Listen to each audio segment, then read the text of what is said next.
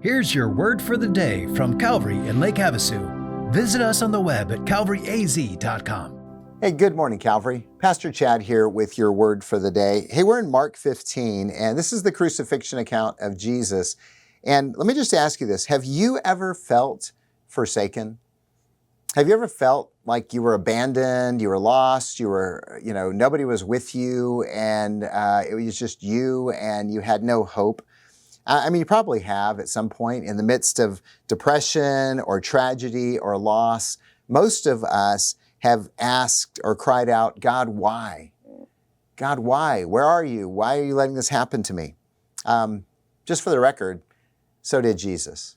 Look at Mark 15, beginning of verse 33. And it says, when the 6th hour had come, there was darkness over the whole land until the 9th hour. And at the 9th hour, Jesus cried out with a loud voice, Eloi, Eloi, lema sabachthani, which means, my God, why have you forsaken me? And some of the bystanders hearing it said, behold, he's calling Elijah. And someone ran and filled a sponge with sour wine and put it on a reed and gave it to him to drink, waiting, saying, let us wait and see whether Elijah will come to take him down.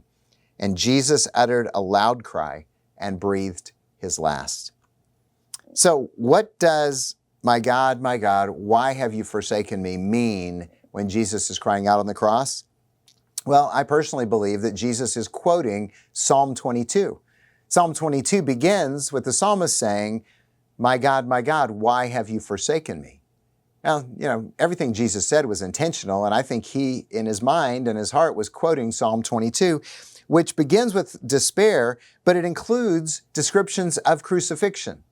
I mean, it's a prophetic psalm about the crucifixion, and it includes, kind of descriptions of the crucifixion hundreds of years before crucifixion was a thing.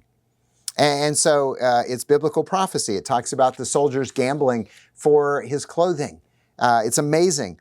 And what's the main theme of Psalm 22? Well, the theme is it's normal to feel forsaken, but God is actually with you, and God hasn't forgotten you or forsaken you, and God isn't hiding himself from you, and God will prevail and redeem your situation, even if no one else can see it.